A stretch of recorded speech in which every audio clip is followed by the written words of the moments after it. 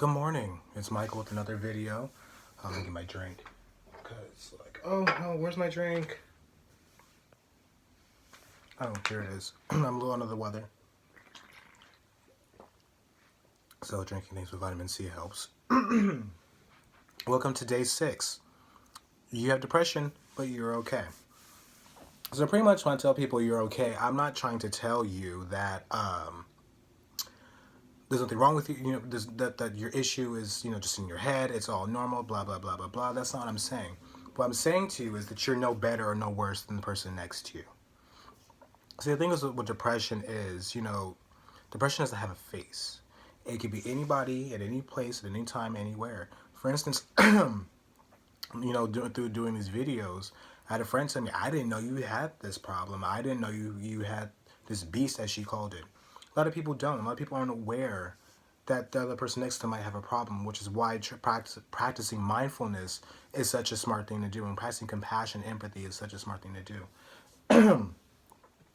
So, when I tell people you're okay, what I'm saying is that, you know, yeah, you have this problem, but you are not your problem.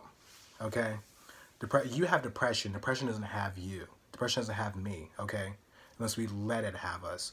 And I was thinking about this topic because I was trying to figure out where am I going to go with this. How am I going to say this? And I remember actually watching Rolling Stone. Rolling Stone magazine has a website, and on it was one of my favorite singers who actually killed himself, Chester Bennington. I loved Chester Bennington. I loved Chris Cornell.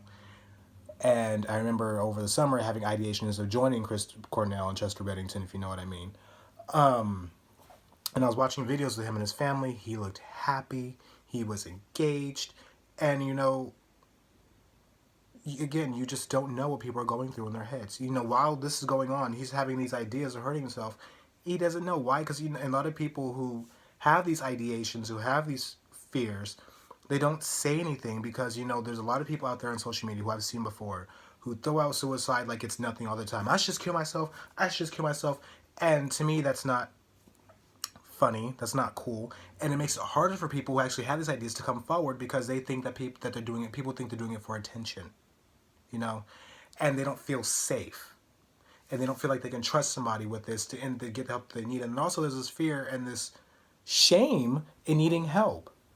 And it's like, no, you're okay. You are going to be okay. Whatever okay looks like to you, you're going to be okay. You're going to be safe. You're going to have somebody you can trust. You just have to not be afraid. And for me, I was fortunate. My God, I'm getting hot. Jesus Christ. For me, I had, the fortune when I had my first go round, so I think this is 2015. I had my sister Sabrina. Me and her, we talked. She got me through it, and I'll never forget. So sorry. When she first ever told me that I was okay. She was visiting when I was living in Florida. She's with a friend and a friend's friend, and we're talking about our father. And our father, for some reason, is still a very sore subject for me, and it makes me really angry, which is something I need to work on. And they were talking, and something she said made me cry. And I'm talking like it was the worst type of cry I I had ever had on a grown ass person as an adult. Like there was the tears, the slobber, the whole shebang. And she sang to me. She was like, because we both love the color purple, and she sang Miss Haley's Blues to me. And she, when I got myself together a little bit, she told me, "You're okay." And for me, it took me years to understand what being okay meant. At first, I thought being okay meant, that, I'm happy, that I'm okay, that everything's la-di-da, this is just a thing that's will pass. But for me, what okayness is for me is meaning I have people I can trust to say, hey, I'm having a bad day. And I remember when I came out of the mental hospital, Sabrina told me, and she texted me, and we were talking, she's like, if you're having a bad day, you call me, text me. I will be there. Just let me know if you're having a bad day. And 3 years later, I haven't forgotten that. And so being okay to me is, yes, you have this problem, but this problem is not something that you can't go to somebody with, and you can trust somebody. You can trust somebody. They can help you. Take the help. Don't be afraid. You're okay. You're okay with your feelings. Like people have to understand, you have to give yourself permission to express your feelings. And when you get okay in doing that, things will get better for you. I'm not saying that you'll just beat depression automatically, because that's not the case. We still have to do the work. But being okay with the fact that you're not okay is a very, very powerful thing. And being okay with telling somebody, hey, I'm not feeling my best, I'm feeling this, I'm feeling that, is a great feeling. Now, a lot of people, they don't have that. And to me, that's sad.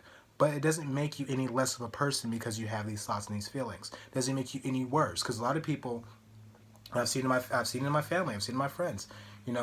Somebody had like a suicide attempt or whatever, and like, oh, they're just being selfish, or they're just looking for somebody, or someone was a cutter. They just need attention and blah blah blah. That very well may have been the case, but the thing of it is, when they're going through something like that, they need empathy. And having this idea that's reinforced in their head that, again, since I'm not doing that, you're doing that, you're less than, does not help. Okay? So, people that deal with depression give me that fear. That fear of not admitting our faults. Look, we have a problem.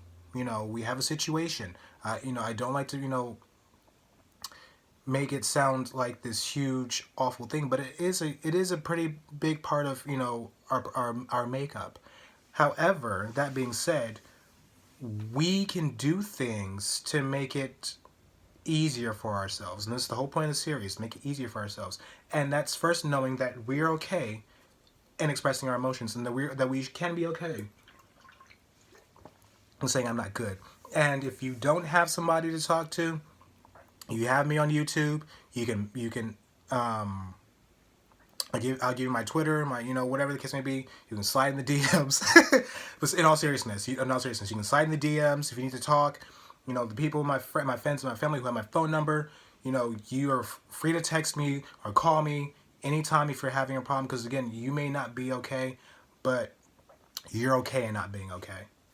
And just feel that fear and go for it, no matter what it is. Like people say, "Oh, push through." No, no, no, no, no. Don't. I hate when people say that. Feel that fear, and when you feel the fear, that's when you're going to get the most results. It's like, okay, I'm afraid of saying that. When I need to say whatever, say what you need to say. Say what you need to say, because I'm sure there's somebody out there who needs that word, who needs to hear that. Like when I was having my issue over this past summer, actually, it was my other sister, Alyssa. I was feeling down, like Sabrina, me and her talked, and she told me, she's like, look, bro, like if you're feeling like that way again, that way they felt a couple years ago again, I will call somebody. I will call somebody to make sure that your ass don't do nothing stupid. And, and I text my sister, listen, I'm like, I just need to talk. And she's like, you're having bad thoughts. She knew instantly. I didn't have to say anything to her. We're texting, and she knew.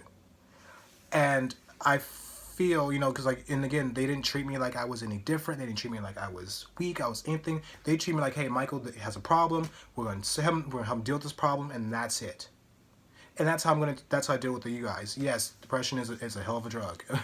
It's awful. But I'm not going to treat you like you're crippled, like you're less than. Being in that situation myself, I can't do that. I'm not going to treat you with kid gloves, because honestly, a lot of us need some real talk, and all of us need to just be treated as if we're just, not so much one of the guys, but like we're like this is like you're just like the next person next to you, because you are just as good as the person next to you. You are lovable as you are. You are valuable. You are respected. You are important. Okay? And don't let anybody take that from you. So whatever being okay looks like to you, that for me, it means feeling safe enough to say I don't feel okay. And it means being safe enough to tell people I don't feel okay and ask for their help.